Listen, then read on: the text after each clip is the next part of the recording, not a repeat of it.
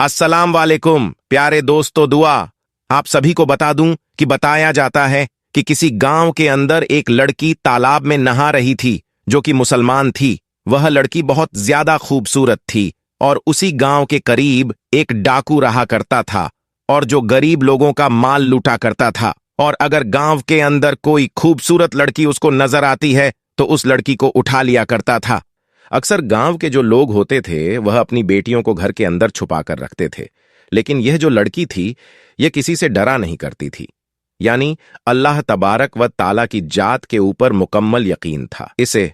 और यह लड़की ये बात कहती थी कि मेरी हिफाजत करने वाला सिर्फ अल्लाह है, मुझे घर के अंदर बैठने की जरूरत नहीं है। अल्लाह बड़ी शान वाला है और सबसे बड़ा अल्लाह ही है, वह मेरी मदद करेगा।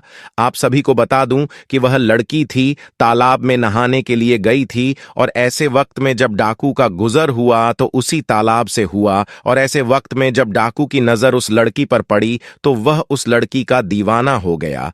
उस जैसी लड़की को आज तक डाकू ने नहीं देखा था।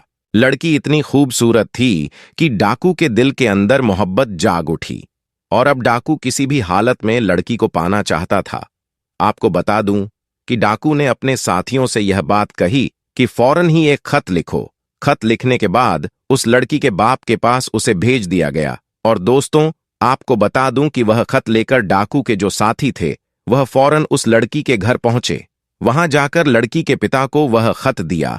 जैसे ही लड़की के बाप ने जैसे ही वह खत पढ़ा उसी वक्त उसके पैरों तले जमीन खिसक गई। यानी खत के अंदर यही बात लिखी हुई थी कि मुझे तुम्हारी बेटी बहुत ज्यादा पसंद आई है, मैं तुम्हारी बेटी का दीवाना हो चुका हूं, इसलिए तुम आज रात अपने घर को छोड़कर कहीं और चले जाओ। मैं आज रात तुम्हारे घर आऊंगा और तुम्हारी बेटी के साथ रात बिताऊंगा, तुम्हारी बेटी के साथ गुनाह करूंगा। और साथ में यह भी लिखा हुआ था कि अगर तुम छोड़कर नहीं गए तो ऐसे वक्त में तुम्हारे खानदान वालों को कत्ल कर दूंगा। प्यारे दोस्तों, बाप ने जब ऐसी बात सुनी तो उसकी आंखों में आंसू आ गए और वह सोचने लगा कि अब मैं करूं तो क्या करूं। मेरे प्यारे दोस्तों, अब मैं आप सभी को बता दूं कि ऐसे वक्त में उसके दिल में यह बात आई कि हमारे गांव में एक सरदार है, यह हमेशा से हम लोगों की मदद करता रहा है, क्यों ना इस बार जाकर उससे मदद मांगी जाए। तो आप सभी को बता दूं कि वह फौरन ही, यानी कि जो उस लड़की का बाप था, उस गांव के सरदार के पास जाकर उसने अपनी बात रखी। ऐसे वक्त में जो गांव का सरदार था वह ये बात कहने लगा कि मैं इस मामले में तुम्हारी मदद नहीं कर सकता क्योंकि वह डाकू है और बड़ा ही खतरनाक है, और मैं अगर तुम्हारी ऐसे वक्त में मदद करूंगा तो वह मेरे खानदान को कत्ल कर देगा। और मेरी भी एक नौजवान बेटी है, अगर उसकी नजर उसके ऊपर पड़ गई तो यकीनन वह उसको भी नहीं छोड़ेगा, इसलिए मैं हरगिज तुम्हारे इस मामले में मदद नहीं कर सकता, मुझे माफ कर दो। तो दोस्तों, ऐसे वक्त में जब वह लड़की घर पहुंची तो बाप ने सारा वाकया उसे बताया कि आज तुम्हें दरिया में नहाते हुए उस डाकू ने देख लिया था और वह तुम्हारे साथ रात गुजारना चाहता है। और उसने बात कही कि अगर मैं यहां से घर छोड़कर नहीं गया तो ऐसे वक्त में वह हमारे तमाम खानदान वालों को कत्ल कर देगा। दोस्तों, यह बात सुनने के बाद जो वह लड़की थी वह यह बात कहने लगी कि अब्बा जान, क्या आप जानते हैं कि मैंने हमेशा यह बात कही है कि आपको घबराने की बिल्कुल जरूरत नहीं है। अल्लाह मेरी हिफाजत करने वाला है और अब तक उसने ही मुझे बचा कर रखा है, तो आगे भी वह ऐसे ही बचा कर रखेगा। आप बेफिक्र होकर घर छोड़कर आज के लिए जाइए, यकीनन जो होगा वह बेहतर ही होगा और अल्लाह जो करता है वह अच्छे के लिए ही करता है। दोस्तों, बाप ने जब अपनी बेटी की बातें सुनी तो ऐसे वक्त में वह अपनी बेटी को अल्लाह के भरोसे छोड़कर चला गया और घर से बाहर निकल आया।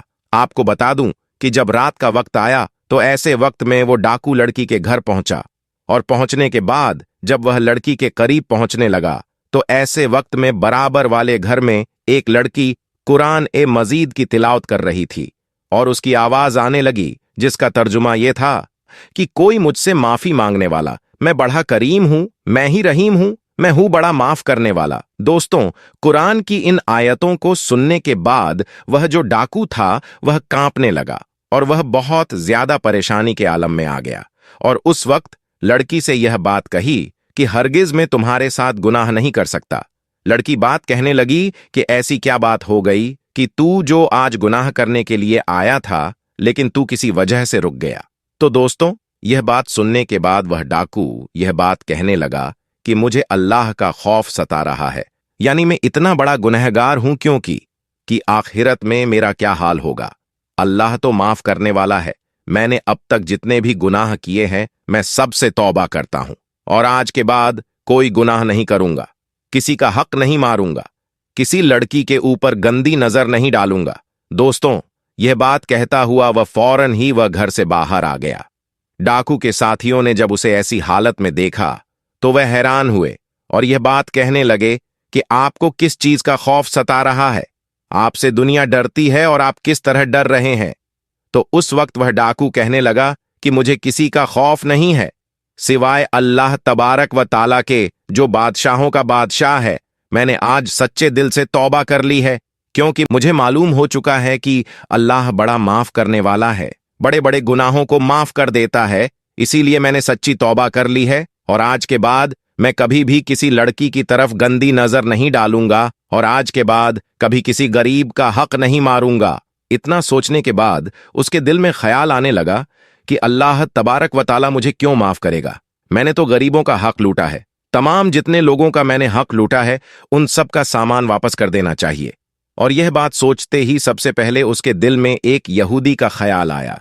यहूदी ने डाकू को देखा तो यह बात कहने लगा कि अब क्यों आए हो? सब कुछ तो तुम लूट चुके हो, अब क्या मुझे भी लूट कर ले जाओगे? तो उस वक्त डाकू कहने लगा, हरगिज नहीं, अब मैं तुम्हें लूटने के लिए नहीं आया हूं, बल्कि मैं जो तुम्हारा सामान लूट कर ले गया था वह तमाम सामान वापस लौटाने के लिए आया हूं।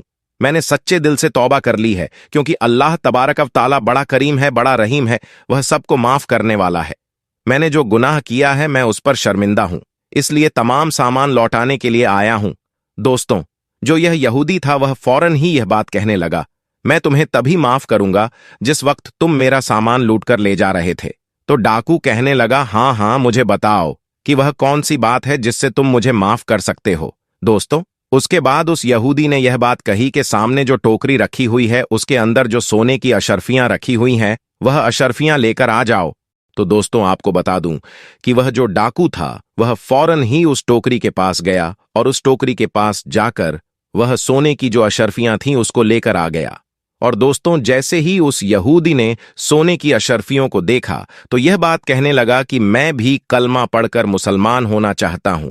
यह बात सुनने के बाद डाकू जो था वह बड़ा ही हैरान हुआ कि भला ऐसी क्या बात हो गई? तुम तो यहूदी हो, तुम क्यों मुसलमान होना चाहते हो? ऐसी क्या बात हो गई, मुझे बताओ। दोस्तों, ऐसे वक्त में यहूदी कहने लगा कि दरअसल आखिरी पैगंबर यानी पैगंबर हजरत मोहम्मद सल्लल्लाहु अलैहि वसल्लम ने इरशाद फरमाया था कि अगर किसी शख्स पे अल्लाह तबारक व ताला राजी हो जाए और उस वक्त सच्ची तौबा कर लेता है तो अगर वो शख्स मिट्टी को भी छू ले तो वह भी सोने की बन जाती है। दरअसल जिस टोकरी के अंदर तुम्हें सोने की अशर्फियां लाने को मैंने कहा था उस टोकरी के अंदर एक भी अशर्फियां नहीं थीं।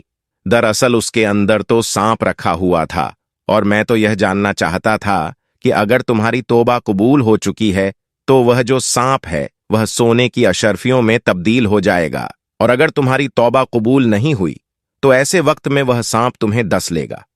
लेकिन प्यारे आका हजरत मोहम्मद सल्लल्लाहु अलैहि वसल्लम की बात बिल्कुल सही साबित हुई, यानी कि तुम यकीन के साथ उस टोकरी को उठाने के लिए गए थे और अब उसके अंदर अशर्फियां हैं और अल्लाह तबारक व ताला ने तुम्हारी तौबा कबूल कर ली है।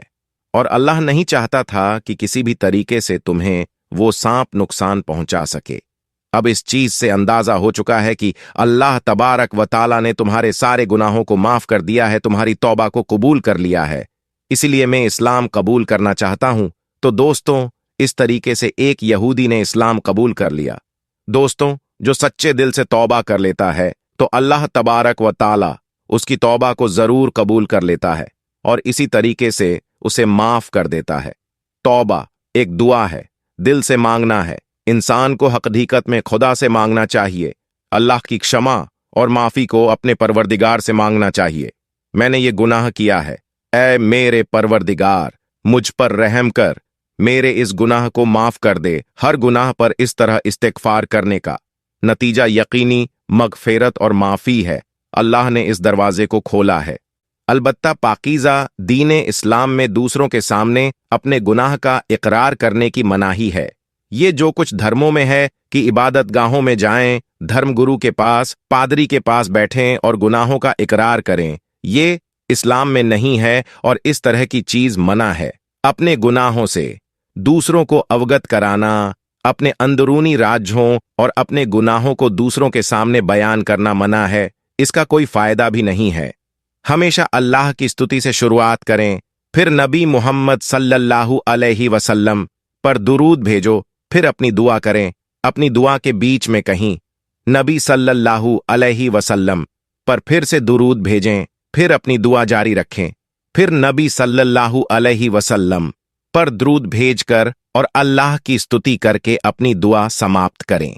यदि आप अपनी दुआ को दुरूद के साथ समाप्त करते हैं, उसके बाद सूरह सफात की अंतिम 3 आयतें पढ़ते हैं, तो इंशाअल्लाह यह निश्चित रूप से स्वीकार की जाएगी। जैसा कि मैंने बताया, शुरुआत अल्लाह की स्तुति से करें।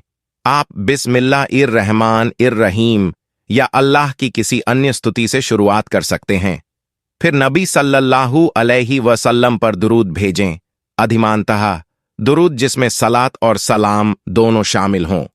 तो दोस्तों, आज की वीडियो में बस इतना है। आप इस वीडियो को लाइक करें, शेयर करें और चैनल पर नए हैं तो चैनल को सब्सक्राइब करना भी मत भूलिएगा। तो अगली वीडियो में आपसे मिलेंगे, तब तक के लिए अल्लाह हाफिज।